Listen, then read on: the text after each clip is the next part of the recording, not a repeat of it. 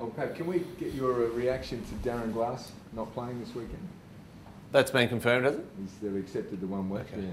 Oh, well, I mean, certainly any team that loses their captain and a very important player is a benefit for us. But we know that their backline works as a group together, and not one player makes their defence very good. It's their whole team and their whole back six. So, yeah, certainly it's a boost. But we know how good their defence are. Can I ask you about your own form? How do you rate it this year? I mean, you've been in a purple patch for a number of weeks now, but compared to other seasons when you've gone All-Australian and stuff, is it better, about the same, are you different? Oh, look, I'm not here to talk about my individual form. I think that's for you guys to observe and the people that get paid in the media to really comment on that. For me, it's always about leading this group as best as I can, and clearly an element of that is to perform. And certainly the last little period I've been able to get on the end of some great work up forward, but yeah, it isn't my role or my position to really comment on my individual form, to be honest. How do you take McKenzie as the opponent? You haven't had many games on him. Yeah, certainly had parts of games on him in the past, and he's really developed as a strong key defender and generally plays on the opposition's key forward every week, and certainly this year he's really progressed in his work. Again, I haven't played a whole heap on him, but certainly watched a fair bit of footage in recent times, and impressed with what he does, and it's going to be a great battle. Where do you see his strengths? Oh, I mean, clearly his athleticism. He's really able to stop the long leads. He's strong one-on-one, and he's a player who, as I said, has developed into a really good key backman, and certainly does a job each week. You play mainly forward now. In the previous derbies, you played a lot in the midfield. Do you actually prefer playing mostly forward now? Look, I think for the most part of my career, the better games or the better seasons have been in the forward line, albeit that due to injuries and I guess different matchups, I have spent quite a bit of time in the midfield. It's been less of that this year, but certainly there's times I have played in there, and I think that balance is really important for the playing group and our team. Depending on where the state of the game is at and what needs to be done at that particular time, I think it's important to be able to chop and change a bit. But certainly our midfield has improved. They've got a bit of a way to go in some of the clearance work, and with Mark Stone, they're working really hard on that. But I mean, this week I would say to be more forward than mid. So how did it work? Did Ross get here and say, "Dad, I want you to be a forward under me"?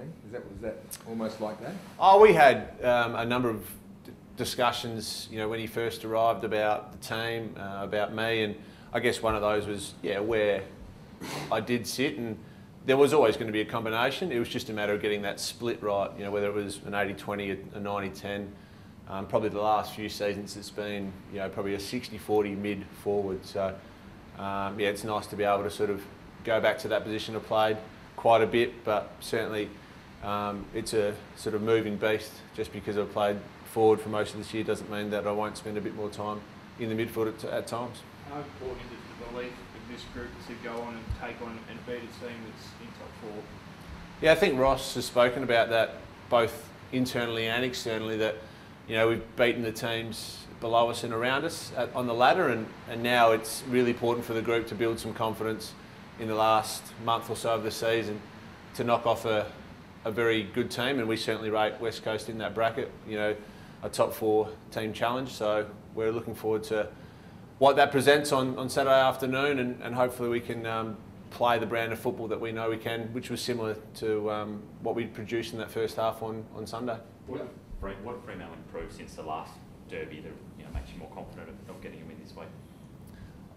I think we've probably narrowed our focus quite a bit in terms of what we really value and what we reward, and that's clearly a real strong attitude and intensity, and Ross normally talks about effort, and that sort of flows from that, but also our structure. I think we've really worked hard at keeping a really good forward structure and the mechanisms to defend, and I think equally you give both weight to those, and they're equally important. And I really believe that since that game, the group's got a better understanding about how to execute the game plan, and therefore we're in a much better position. You remember what you reward?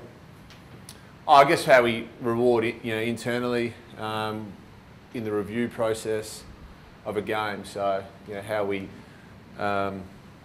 how we reward players for the acts that we see that we want to be continually to drive and aspire to. You look back to the last one, I think you were still experimenting, really working out who's going to play where, how you play Ross's style.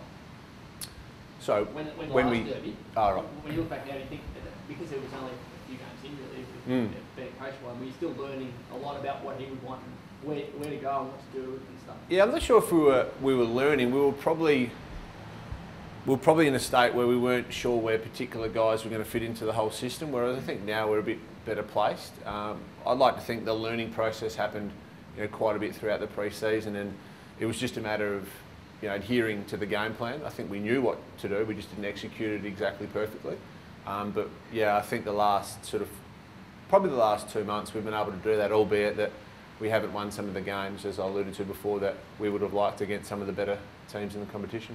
Momentum's a pretty big thing. You won 4 in a row. It's been a while since you've done it. The confidence must be high, despite who actually beating the teams below. But a win's a win.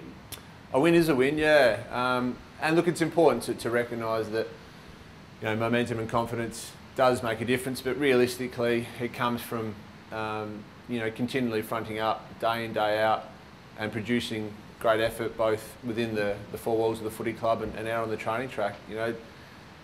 Really, confidence and momentum is a byproduct of how you perform, and yeah, sure, the W on the end of some of those games have been important, but it's really what happens within the game that you grow confidence from.